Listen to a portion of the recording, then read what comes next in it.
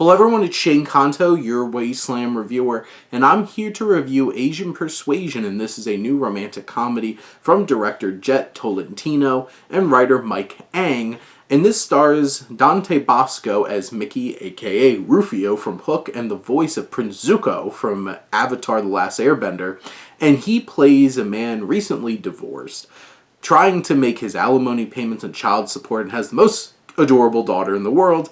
And his big idea that he comes up with when he's drunk and high with his best buddy, Caspian, played by Kevin Crater, is they're going to help coach a guy to fall in love with his ex-wife, Avery, played by Casey Concepcion, and so that he doesn't have to pay alimony anymore.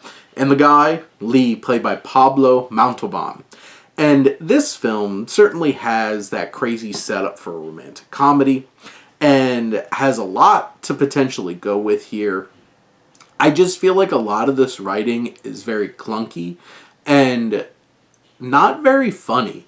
This is supposed to be a comedy, and it's not even, like, there's so much more awkwardness in this film than there are actual laughs. And not in terms of how you are exploring the, is this like winking at the camera? No, there's supposed to be like some level of earnestness here, and a lot of these jokes just really fall flat. And unfortunately, I feel like a lot of it's some shaky acting.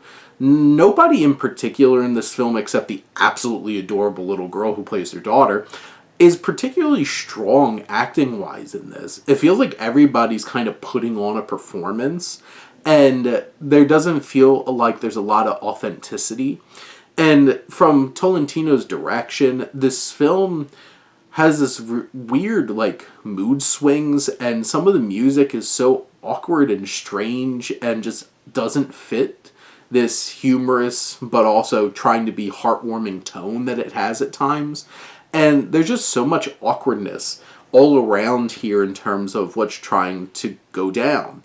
And I feel like some of these characters really get let off the hook way too easily for some of the things that they do.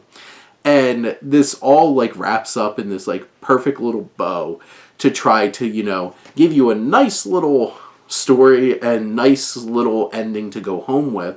And it feels just disingenuous. And there's some moments that are legitimately funny. There are some moments that are heartwarming, and at least those can get you through this hour and 35-minute film. But honestly, this felt a little long, because it's really hard to connect on an emotional level when some of these performances, aren't really handling that emotional connection well, and it all just kind of feels clunky. And I really see where it was going for here, and I appreciate this different kind of spin on things from this mostly Filipino perspective, but so much of this just hits really expected awkward beats, and very often, the only thing standing out is their daughter, the moments that they have with their daughter that feel very genuine and sweet, and also Caspian, the best friend, doing his dumb stuff. And there's a particular gag in here that I did not see coming, and it's absolutely ridiculous, but they really sell that gag.